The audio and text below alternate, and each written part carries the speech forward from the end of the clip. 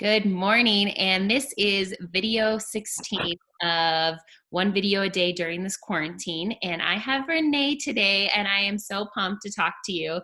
I've been able to work with her. Our paths have crossed many of times, and I'm very excited to chat with you today. And that thank you for giving me some of your time. I know you're busy and you have things going on, and we're all dealing with stuff. So Renee is a speaker, consultant, does trainings, and she owns a business called Employee Engagement Solutions. So I'm going to give it to her, let her talk a little bit about what she does, and then we'll go into some questions. Wonderful. Well, good morning. Thank you for having me. Yes, my company, Employee Engagement Solutions, we primarily work with other organizations and help them improve culture, retention, and which ultimately improves profitability by helping them build more engaged teams. Currently, with everything that's going on, we're doing a lot of work also in learning and development, which of course is a cornerstone of high levels of engagement. But we're working right now with a lot of companies to help them get what might have been previously live in-person training online and building online learning libraries and that type of thing. So I'm happy that we're able to kind of help people stay busy and generate that kind of value during this time. So Yeah, perfect. So Renee's, I've been noticing, I follow her all she does, but she's been doing some online webinar stuff that's really cool, and I missed it last week. And so I was like, well, maybe this is a perfect topic. Her title of her webinar was Managing Ourselves and Our Energy for Professional Success. And so she kind of has condensed it down just to some few topics that we would love to hear. Sure. We had a great turnout on it. Was Wednesday morning at 10 o'clock, and I'm sorry you couldn't be there. I know it's not always possible for everybody to attend everything, but love it when you can.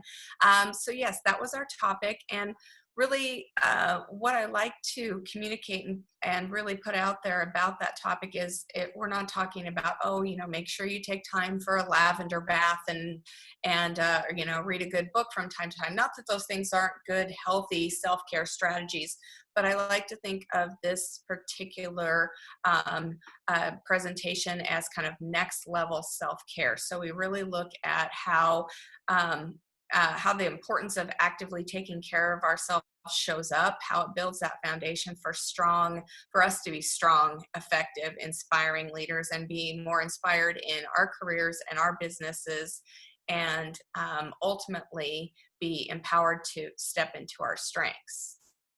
Awesome. Yeah. So really the kind of bulk of the presentation focuses on this need to, in order to fully leverage the benefits of extreme or next level self-care, is to embrace these 5 different beliefs. And I'll just kind of touch on them. And if you have any thoughts, Tabitha, I'd love to hear them. The first belief we have to embrace is that self-care is not selfish. I mean, there's a lot of cliches out there, right? You can't pour from an empty cup and put on your oxygen mask first. And it's crazy because as many of those that exist, we still don't really embrace that as part of our lifestyle, especially in our country and in most of the people we know. But we have to embrace that it is important, that it does have benefits, that it truly has a high return on investment. And we've been kind of brainwashed to think that how good of a person we are is measured by how much we do for others, which is not necessarily a bad thing, but we take it so far as not just how much we do for others, but how little we do for ourselves. And sometimes we have to ask ourselves some of those hard questions, like, why am I so enmeshed in this activity or not doing anything for myself? Has it become an unhealthy part of my identity, or have I slipped into kind of martyr syndrome? You've probably seen that with people you know over the years. Oh, of course, completely. I know so many people that deal with this. Yeah. So kind of asking ourselves, all right, am I doing this for the right reasons, or am I doing this for reasons that are maybe a little unhealthy? So that's the first thing we have to embrace in terms of the 5 beliefs. The second is that self-care does show up in our professional lives. I did a lot of research in going into this topic, and somebody whose research I follow very closely is Anything and Everything that Ariana Huffington puts out. And she put together a real succinct list of benefits that show up in your professional life when you are practicing kind of next level self-care. Reducing stress, putting things in perspective, being present and more actually awake and alert, learning about ourselves, accomplishing more.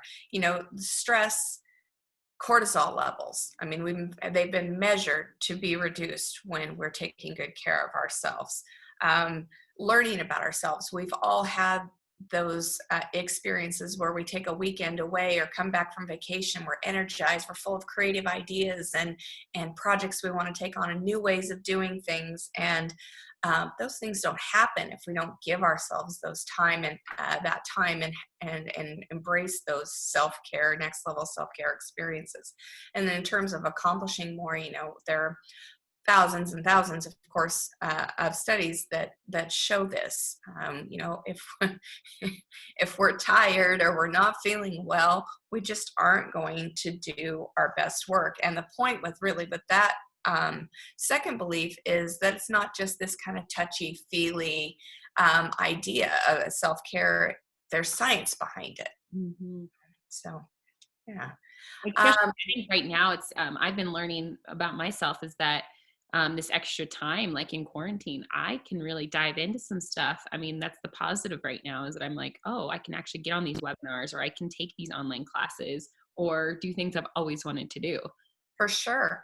Absolutely. And I think one of the things we're going to see out of this, and of course, this information has a little bit of a different context today, having this conversation than when I delivered this presentation at a women's leadership conference the first time a year or two ago, right? But I think a lot of people are having the experience of slowing down a little and going, okay, maybe I could reprioritize some things or do some things differently when we get back to whatever normal looks like. The third belief is just recognizing your worth and valuing yourself. When we don't, it shows up in some really negative behaviors like unnecessarily discounting our services or being afraid to ask for a raise or accepting being paid in a way that is not equitable. And so, knowing our worth, both financially, not settling in just our career and our relationships, and ultimately how well we take care of ourselves. You deserve a nurturing, highly functional space to work in. We deserve to take pride in our accomplishments. And when we believe in our value and know our worth, we attract other people that believe and value and know our worth, whether that's clients, customers, personal life, family members. It works pretty beautifully that way. Mm-hmm. Yeah. Yeah. The fourth belief is to value your tribe. To really have a strong social support system, again, both personally and professionally. I know you embrace this. Yes. And it's not just for the touchy-feely. There's science behind it. I've been, again, reading a lot of research that's been done on this topic that shows, for example, women who've been diagnosed with breast cancer. The survival rate for women having been diagnosed with breast cancer is significantly higher in those that have strong social support systems, that have a good group of girlfriends or friends or whatever, however that support system shows up for you socially. I just finished listening to a podcast. It's Dax Shepard's podcast. Do you ever listen to his Armchair? No. Okay. Well, he has great interviews. And I got to double check, make sure I get her name right. Lydia Dentworth was her name on a recent interview, and she's done a ton of research along these lines. And what her research shows is that she was studying particularly wellness and longevity. And what her research showed was that your the strength of your social support system was as important, if not a bigger factor in longevity and wellness than both diet and physical activity. Not that those things aren't hugely important, but that factored actually higher and more impactfully. Isn't that incredible? Is really incredible. Yeah. Yeah. And so check her work out, check that podcast out. You can learn more about it that way if anyone's interested. But it just really goes to show the value of leveraging and building and then leveraging that support system. Again, science, oxytocin levels go up. You know, even if you're just connecting virtually, Right. Yeah. go up. You know, if we had yours and mine measured prior to this call and after this call, you know, chances are there'd be a noticeable difference. Well, So one of the reasons I'm doing these interviews is because I get off these calls and I'm excited. Like I am ready to do some more work. Like I've noticed a huge change in myself by doing these daily interviews. I bet I get that. And you know, these are all worthwhile endeavors. All of these Zoom calls, whether they're for fun or work or a Yeah. little bit of both, they have a tremendous payoff. And who knew? Right. But we knew it happened in real life, but it can happen virtually as well. So then the fifth and final belief that I encourage people to embrace is that it's okay to say no. And Mm, when you do, it's also okay to let the guilt of saying no go. You know, guilt is just wasted energy. And when we say no to things, it opens up spaces for the yeses, mm. right? If you study anybody that you think is, you know, that you admire, you respect, that's had a lot of success, you can bet that this is a person that has pretty strong boundaries and has taught people how to teach them, or excuse me, how to treat them. Yeah. And you know, there's value in that, and it's not something that has to come across as harsh or narrow-minded.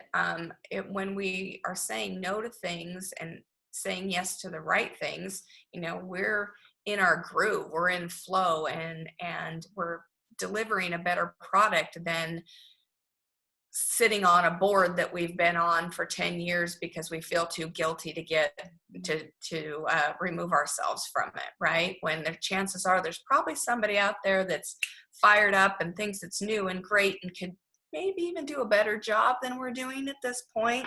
Yeah. So again, at the heart of all of this information is kind of taking a little bit of time for reflection, leveraging some self-awareness, having some honest and difficult conversations with yourself about why we do or don't do certain things that fall under this heading of next level self-care. So that's the nuts and bolts of the 5 beliefs. That's awesome. I'm actually really excited because I blocked out time for this Wednesday, right? Is it this Oh one? yes. Yes.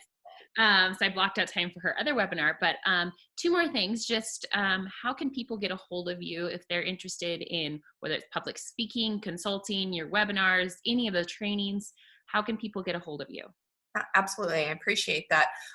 Quickly, Wednesdays webinars at 10 a.m. Just jump on the Zoom link. It's super easy. You can find the information on the Employee Engagement Solutions Facebook page. That topic is that presentation is called "Stop Apologizing Already" and dives into communication habits that we might not be best served by, and taking a look at how we can undo some of that. To get a hold of me, our website is employeeengagementsolutions.com.